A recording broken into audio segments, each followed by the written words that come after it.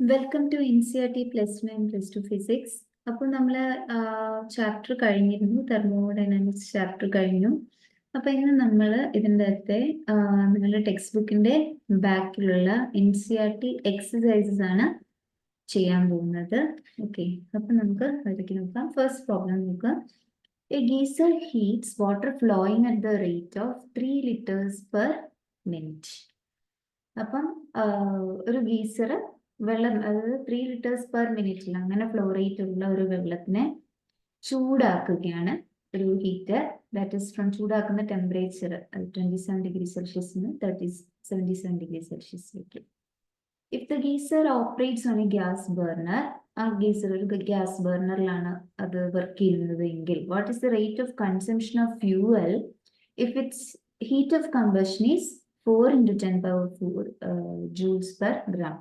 അതിന്റെ heat of combustion ആണ് തന്നിരിക്കുന്നത്. That means 1 gram of fuel produce ചെയ്യണമെങ്കിൽ എത്രമാത്രം ഹീറ്റാണ് വേണ്ടതെന്നുള്ളതാണ് ഹീറ്റ് ഓഫ് കമ്പസ്റ്റൻ. സോ ഇത്രമാത്രം ഹീറ്റ് വേണം 1 gram ഓഫ് ഫ്യൂവൽ പ്രൊഡ്യൂസ് ചെയ്യണമെങ്കിൽ. അപ്പം what is the rate of consumption of fuel എന്നുള്ളതാണ്. എത്രമാത്രം ഫ്യൂവൽ ആണ് കൺസ്യൂം ചെയ്തത് എന്നുള്ളതാണ്. അപ്പം എത്രമാത്രം ഹീറ്റ് ആണ് ഈ പ്രോസസ്സിന് വേണ്ടി യൂട്ടിലൈസ് ചെയ്തിരിക്കുന്നത് ഡിവൈഡഡ് ബൈ ഈ എത്രമാത്രം ഹീറ്റ് ഓഫ് കമ്പസ്റ്റൻ കൊടുത്തു കഴിഞ്ഞാൽ നമുക്ക് റേറ്റ് ഓഫ് കൺസംഷൻ കണ്ടുപിടിക്കാൻ സാധിക്കും. അപ്പൊ നമുക്ക് വേണ്ടത് എത്രമാത്രം ഹീറ്റ് ആണെന്നുള്ളതാണ്. എത്രമാത്രം ഹീറ്റ് ആണ് ഇവിടെ ഇത് കാരണം എത്ര ഹീറ്റ് വേണമെന്നുള്ളത് ഡെൽറ്റ ക്യൂ ആണ് നമ്മൾ ഫസ്റ്റ് കണ്ടുപിടിക്കാൻ പോകുന്നത്. സോ ഡെൽറ്റ ക്യൂ എന്ന് പറയുന്നത് നമുക്കറിയാം, the equation is MS delta T. ഇവിടെ M എന്ന് പറയുന്നത് ഇറ്റ് ഈസ് ദ മാസ് അല്ലെ, മാസ് ആണ്. S specific heat capacity, delta T എന്ന് പറയുന്നത് ഡിഫറൻസ് ഓഫ് ടെമ്പറേച്ചർ. അപ്പൊ ഇവിടെ നമുക്ക് മാസ് എന്ന് പറയുന്നത് ഇവിടെ എത്ര തന്നിരിക്കുന്നത്, ഡെൻസിറ്റി ഡെൻസിറ്റി ഇവിടെ എത്ര തന്നിരിക്കുന്നത്, നമുക്കൊരു വോളിയം ആയിട്ടാണ് തന്നിരിക്കുന്നത്. ഓക്കെ, ലൈക്ക് വോളിയം നമുക്ക് തന്നിട്ടുണ്ട്. എത്രമാത്രം വോളിയം പെർ മിനിറ്റ് ആയിട്ട് തന്നിരിക്കുന്നത്. പെർ മിനിറ്റിലുള്ള അത് വോളിയം പെർ മിനിറ്റ് എന്ന് പറയുന്നത് 3 liters എന്നാണ് പറഞ്ഞിരിക്കുന്നത്. ഇപ്പൊ നമ്മൾ ഈ ലിറ്റേഴ്സിനെ നമുക്ക് kg ആയിട്ട് കൺവേർട്ട് ചെയ്യുവാണെങ്കിൽ 1 ലിറ്റർ എന്ന് പറയുന്നത് it is equal to 1 kg. So 3 kg നമ്മൾ ഗ്രാംസിലേക്ക് ആക്കുവാണെങ്കിൽ ദാറ്റ് ഇസ് 3000 grams ആണ് പെർ മിനിറ്റിൽ അത് എന്താണ് വെള്ളത്തിന്റെ ഫ്ലോ റേറ്റ് എന്ന് പറയുന്നത് 3000 grams പെർ മിനിറ്റ് ആണ്. സോ അതാണ് വെള്ളത്തിന്റെ ഫ്ലോ റേറ്റ് തന്നിരിക്കുന്നത്. ഓക്കെ, ഇപ്പൊ ഫ്ലോ റേറ്റിൽ നിന്നും നമുക്ക് 1 മിനിറ്റിലുള്ള മാസ് എന്ന് പറയുന്നത് 3000 ആണെന്ന് മനസ്സിലായി. 1 മിനിറ്റില് എത്രമാത്രം മാസ് ആണെന്നുള്ളത് 3000 grams ആണെന്ന് മനസ്സിലായി. And specific heat capacity of water, ഈ വാല്യൂ കാണാതെ പഠിക്കേണ്ടതാണ്. 4.2 joules ആണ്. ഓക്കെ, ഇതെന്ന് പറയുന്ന ഈ വാല്യൂ കാണാതെ പഠിക്കേണ്ട ഒരു വാല്യൂ ആണ്. സോ അത് കാണാതെ പഠിക്കാം. ഓക്കെ, അത് 4.2 ഈ വാല്യൂ നിങ്ങൾ എന്തായാലും കാണാതെ പഠിക്കണം. സോ അതും എടുക്കുന്നു. പിന്നെ നമ്മുടെ ഇവിടെ ഉള്ള ഒരു കാര്യം തന്നെ ഡെൽറ്റ ടി ആണ്. അപ്പൊ ഡിഫറൻസ് ഓഫ് ടെമ്പറേച്ചർ എത്രയാണ്, 27 നിന്ന് 77 വരെ ചൂടാക്കുന്നു. ഇപ്പൊ ഡെൽറ്റ ടിന്റെ അത് നമുക്ക് ഡയറക്റ്റ് ആയിട്ട് കണ്ടുപിടിക്കാൻ സാധിക്കും. അപ്പൊ നമുക്ക് ഇതെല്ലാം കൂടി ഇൻപുട്ട് ചെയ്ത് MS ഡെൽറ്റ ടി നോക്കാം. MS delta T is equal to 3000 grams into S എന്ന് പറയുന്നത് 4.2 into 77 minus 27. സോ ഇത് വർക്ക്ഔട്ട് ചെയ്യുമ്പോൾ ഈ ഇത്രയും വലിയൊരു ആൻസർ ആണ് കിട്ടുന്നത്. ഓക്കെ, ഇത്രയും ജൂൾസ് പെർ മിനിറ്റ് എന്നൊരു ആൻസർ കിട്ടും.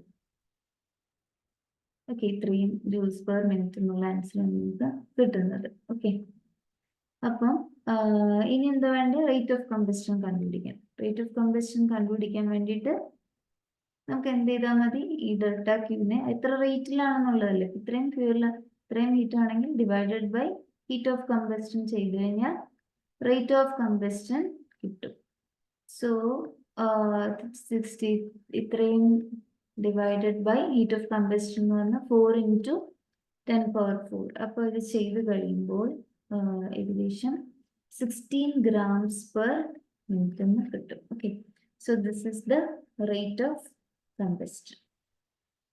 Okay, നമുക്ക് നെക്സ്റ്റ് പ്രോബ്ലം നോക്കാം. What amount of heat must be supplied to 2 into 10 power minus 2 kg of nitrogen to raise its temperature by 45 degree at constant pressure എന്നാണ് ചോദിച്ചിരിക്കുന്നത്.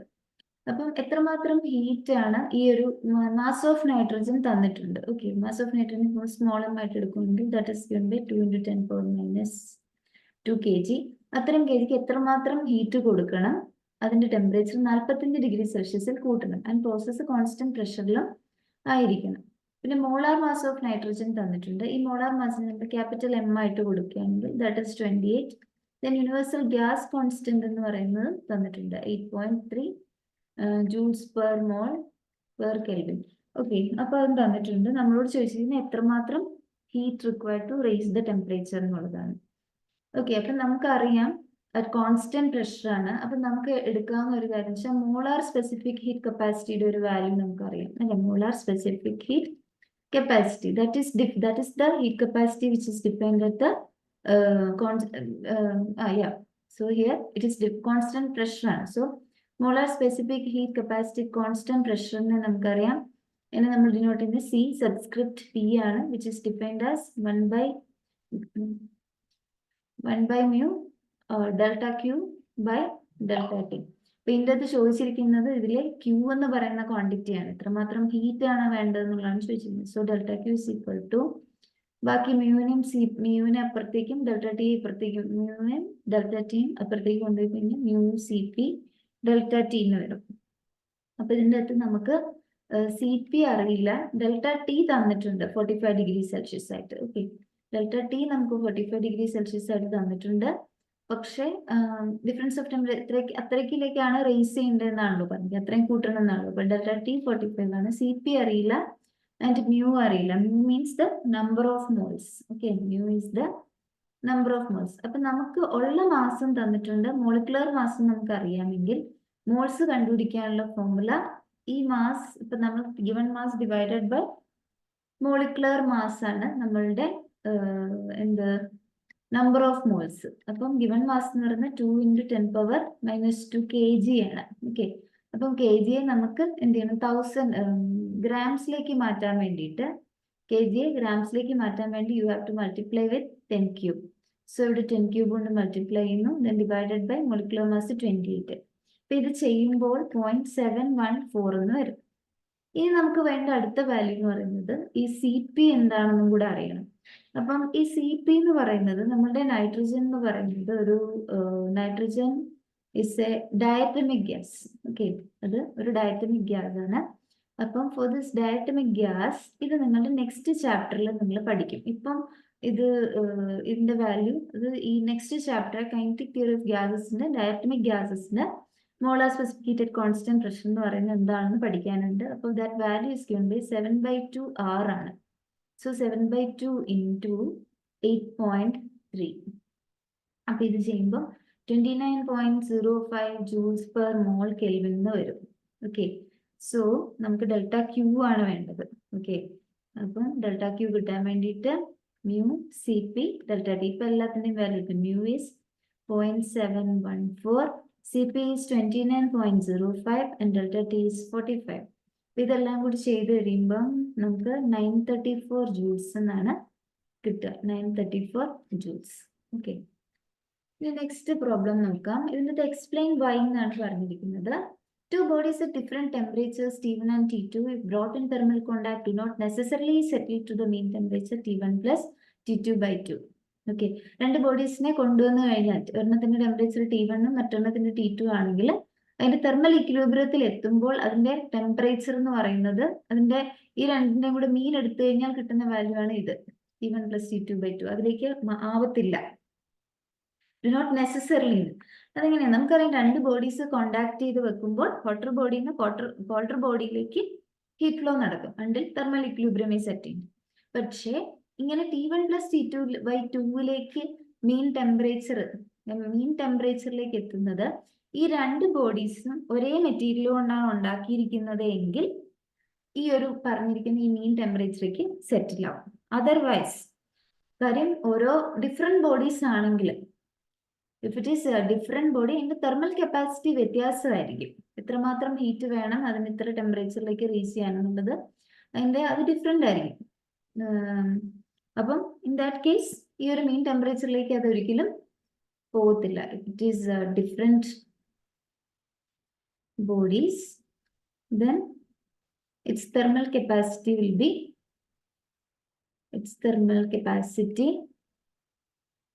capacities will be different. Hence it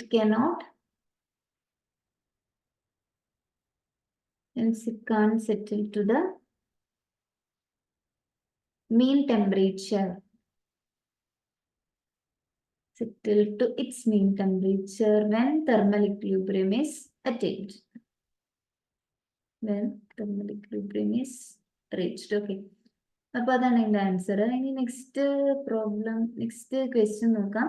The coolant in a chemical or nuclear plant, that is the liquid used to prevent the different parts of plant from getting too hot, should have high specific heat.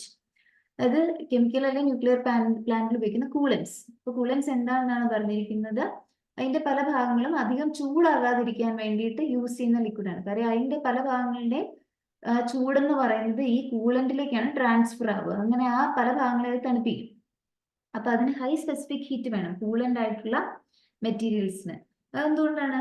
ഇപ്പം high specific heat capacity ഉണ്ടെങ്കിൽ അതിന് higher heat absorbing capacity ഉണ്ടാവുള്ളൂ. കാര്യം എന്താന്ന് വെച്ച് കഴിഞ്ഞാൽ ഈ ഒരു ഹോട്ട് പാർട്സിൽ നിന്നും വരുന്ന ലാർജ് എമൗണ്ട് ഓഫ് ഹീറ്റ് എന്ത് ചെയ്യാണ്? കൂളന്റ് അബ്സോർബ് ചെയ്യാണ്. അപ്പൊ കൂളന്റിന്റെ ടെമ്പറേച്ചർ ചേഞ്ച് ചെയ്യാൻ പാടില്ല. ഓക്കെ, അപ്പം കൂളന്റിന്റെ അങ്ങനത്തെ പ്രത്യേകത, അതായത് ഹൈ സ്പെസിഫിക് ഹീറ്റ് കപ്പാസിറ്റി ഉണ്ടെങ്കിലാണ് ലാർജ് എമൗണ്ട് ഓഫ് ഹീറ്റ് അത് അബ്സോർബ് ചെയ്ത് കഴിഞ്ഞാലും അതിന്റെ ടെമ്പറേച്ചർ എന്ത് ചെയ്യും? ചേഞ്ച് ചെയ്യാതിരിക്കും. ഓക്കെ, അതുകൊണ്ടാണ് കൂളന്റിന് എപ്പോഴും ഹൈ സ്പെസിഫിക് ഹീറ്റ് കപ്പാസിറ്റി വേണമെന്ന് പറയുന്നത്. Okay, when it absorbs large quantity of heat, its temperature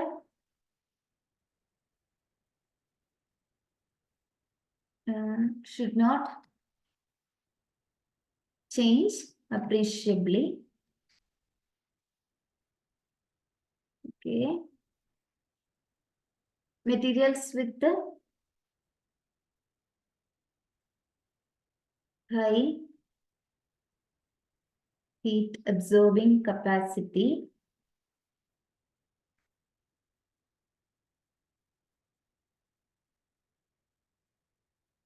that is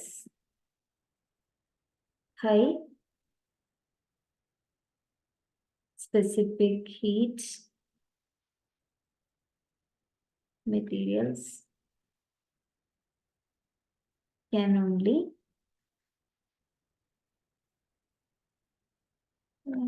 do this. Okay, and വളരെ സിമ്പിൾ ആയിട്ട് എഴുതുന്നതാണ്. You can write in your own way. Okay, ഇനി air pressure in a car tyre increases during driving. ഡ്രൈവിംഗിൽ കാറിന്റെ air pressure കൂടും എന്നുള്ളത് എന്തുകൊണ്ടാണെന്നുള്ളതാണ്. അപ്പൊ actually ഇതിന്റെ ഒരു റൂൾ എന്ന് പറയുന്നത് ഗേ-ലുസാക്സ് ലോ ആണ് ഇത് തരുന്നത്. ഇതിന്റെ answer actually it is A proper answer എന്ന് പറയുന്നത് ഗേ-ലുസാക്സ് ലോ ആണ്. അത് നമ്മൾ ആസച്ച് ഇതിൻ്റെ അത് പഠിച്ചിട്ടില്ല. അത് ഗേ-ലുസാക്സ് ലോ എന്ന് പറയുന്നത് വെൻ വോളിയം ഈസ് കോൺസ്റ്റന്റ്. നമ്മൾ ഈ ചാപ്റ്റർ പഠിച്ചിട്ടില്ലെങ്കിലും this is the law which properly explains it. Volume is kept constant. അത് വോളിയം കോൺസ്റ്റന്റ് ആയിട്ടിരിക്കുമ്പോൾ അത് വോളിയം കോൺസ്റ്റന്റ് ആയിട്ടിരിക്കുന്ന ഒരു പ്രോസസ്സിൽ അതിന്റെ പ്രഷറും ടെമ്പറേച്ചറിന്റെയും വേരിയേഷൻ എന്ന് പറയുന്നത് pressure is directly proportional to temperature or P/T is a constant. അപ്പൊ ഇതിൻ്റെ അകത്ത് നമുക്ക് മനസ്സിലാക്കാം, പ്രഷർ കൂടുമ്പോൾ ടെമ്പറേച്ചറും കൂടും, അല്ലെ പ്രഷർ കുറയുമ്പോൾ ടെമ്പറേച്ചറും കൂടും.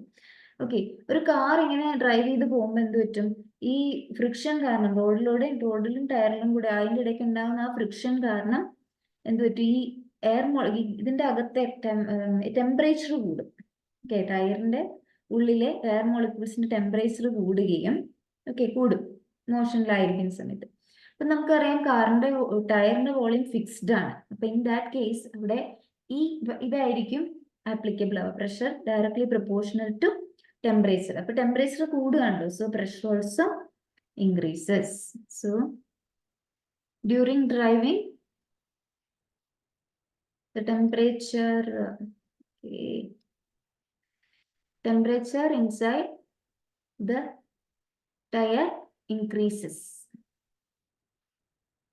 as volume of the tire is constant. T is proportional to T according to Gay-Lussac's law.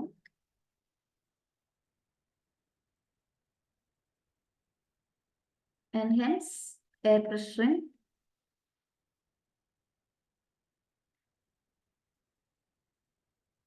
the tire increases during driving. Okay, in the next question, okay. The climate of Harbour Town is more temperate than that of a town in a desert at the same latitude. The temperate means mild. Or harbor town. Harbor means something which is close to ocean. Close approximately. Now the temperature is mild.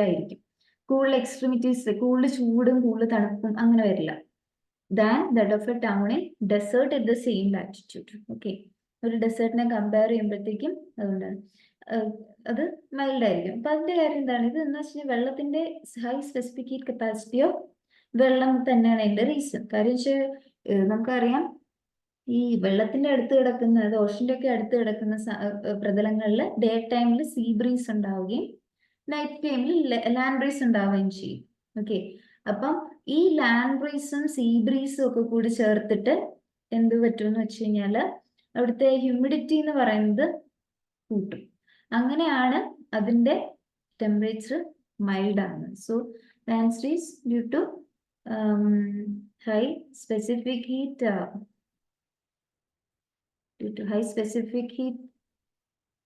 capacity of water.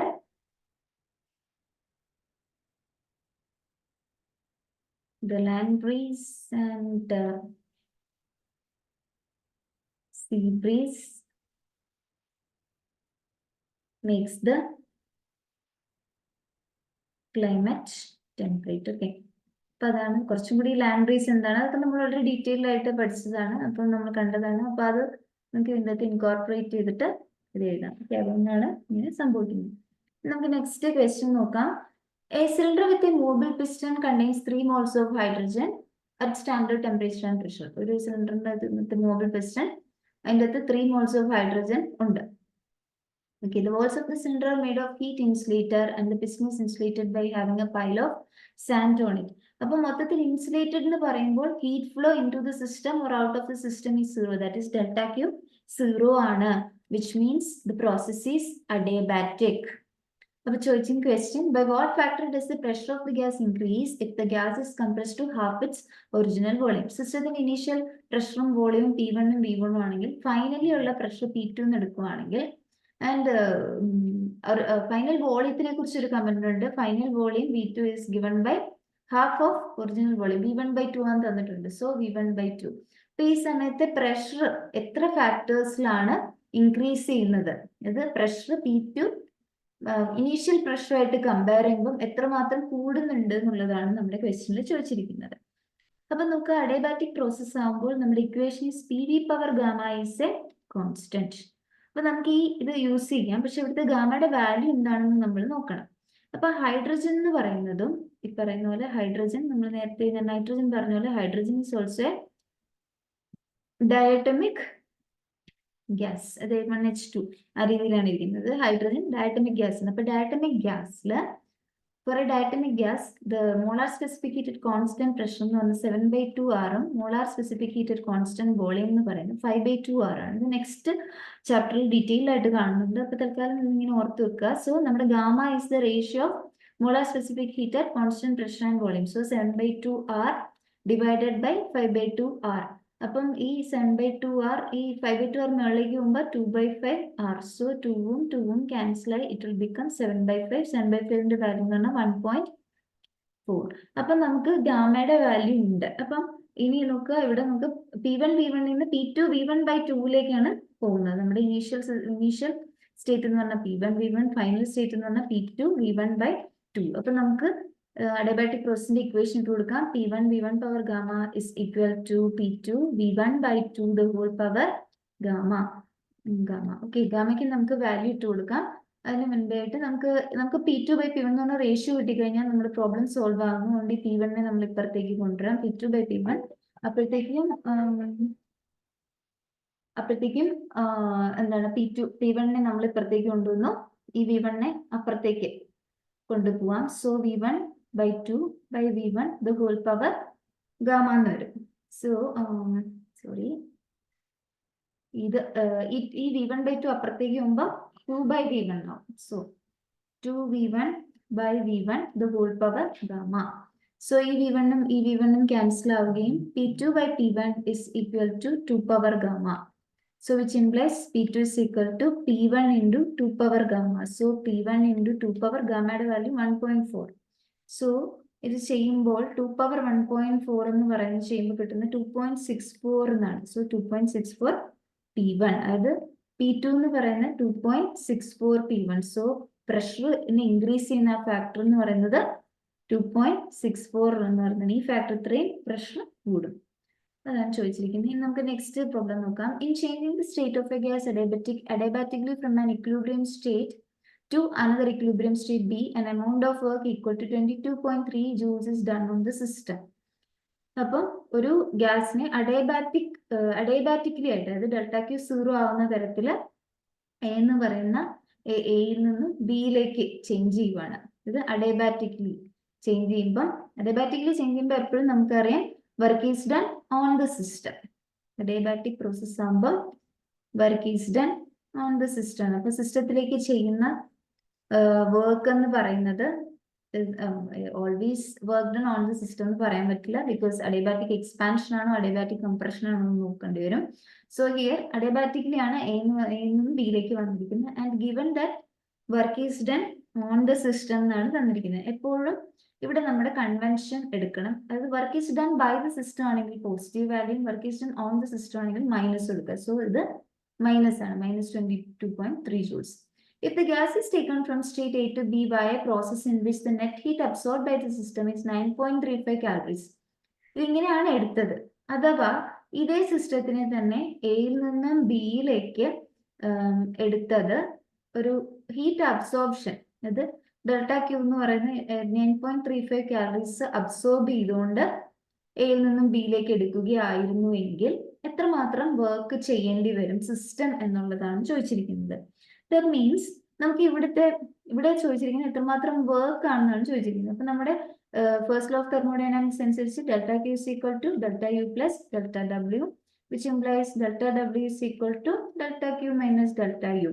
പക്ഷെ നമുക്ക് U എന്താണെന്ന് അറിയില്ല. Delta യുവിനെ കണ്ടുപിടിക്കാൻ anyway internal energy change എന്ന് പറയുന്നത് if heat വഴിയായാലും work വഴിയായാലും for a same system എന്ന് പറയുന്നത് ഒരേപോലെ ഇരിക്കില്ലേ. പ്രോസസ്സ് വഴിയാണെങ്കിലും ഇന്റേണൽ എനർജി ചേഞ്ച് എന്ന് പറയുന്നത് ഒരേപോലെ ഇരിക്കും. സോ നമുക്ക് ഇതിൻ്റെ അകത്തേക്ക് ഫസ്റ്റ് പ്രോസസ്സിന്റെ അകത്ത് നിന്നും ഓക്കെ, ദാറ്റ് മീൻസ് അവർ അഡിയബാറ്റിക് പ്രോസസ്സിൽ നിന്നും നമുക്ക് ഇന്റേണൽ എനർജി എന്ന് പറയുന്നത് എത്രയാണെന്ന് കണ്ടുപിടിക്കാം. Okay, so internal energy for നമുക്കിവിടെ ഫസ്റ്റ് ലോ ഓഫ് തെർമോഡൈനാമിക്സ് എഴുതാം. ഫസ്റ്റ് ലോ ഓഫ് തെർമോഡൈനാമിക്സ് എഴുതുമ്പോൾ അഡിയബാറ്റിക് പ്രോസസ് ആകുമ്പോൾ ഡെൽറ്റ ക്യൂ 0 ആണ് for adiabatic process, which implies delta U is equal to minus delta W. അപ്പം this is minus delta W അല്ലെങ്കിലും minus ആയിരുന്നു. This is the work done on the system which is delta W അല്ലെങ്കിലും minus ആയിരുന്നു. So minus 22.3. So this is given by 22.3. ഇതായിരുന്നു നമ്മളുടെ എന്താണ് internal energy 22.3 ആണ്. അപ്പൊ നമുക്ക് ഇപ്പൊ ഇന്റേണൽ എനർജി ഇക്വേഷൻ്റെ അകത്ത് കിട്ടിയിട്ടുണ്ട്. ഇനി നമുക്ക് delta W for the second process നമുക്ക് കണ്ടുപിടിക്കാൻ സാധിക്കും. Work done by the system in the second process എന്ന് പറയുന്നത് കണ്ടുപിടിക്കാൻ നമുക്ക് ഇനി ഈസിയാണ്. നമുക്ക് ഇക്വേഷൻ ഇട്ട് കൊടുത്താൽ മതി. That is delta W is equal to delta Q minus delta U. So എത്രമാത്രം ഹീറ്റാണ് സിസ്റ്റം അബ്സോർബ് ചെയ്തെന്ന് തന്നിട്ടുണ്ട്, which is given by 9.35 calories minus നമ്മുടെ ഡെൽറ്റ യു എന്ന് പറയുന്നത് നമുക്ക് ഇവിടെ ഇപ്പോൾ കിട്ടി 22.3. ഇപ്പം 1 കാലറി എന്ന് പറയുന്നത് ഇവിടെ കൺവേർഷൻ തന്നിട്ടുണ്ട് 4.18 ജൂൾസ് ആണ്. അപ്പം ഈ ഒരു 4.18 joules. Okay. 4.19 joules നമുക്ക് 4.2 joules എന്ന് എടുക്കുകയാണെങ്കിൽ ജൂൾസിലേക്ക് കൺവേർട്ട് ചെയ്യണം. ബിക്കോസ് ദിസ് ആൻസർ എന്ന് പറയുന്നത് ഇത് ജൂൾസ് ആണ് ഇന്റേണൽ എനർജി. സോ ഇവിടെ നമുക്ക് ജൂൾസിലേക്ക് തന്നെ കൺവേർട്ട് ചെയ്യേണ്ടിയിരിക്കുന്നു. സോ ഇൻറ്റു 4.2 ഇപ്പൊ ജൂൾസ് ആയി -22.3. അപ്പൊ ഇത് വർക്ക്ഔട്ട് ചെയ്യുമ്പോൾ you will get it as 16.97 joules. Okay. So this is that problem. In നമുക്ക് next set of problems next video will come. So thank you.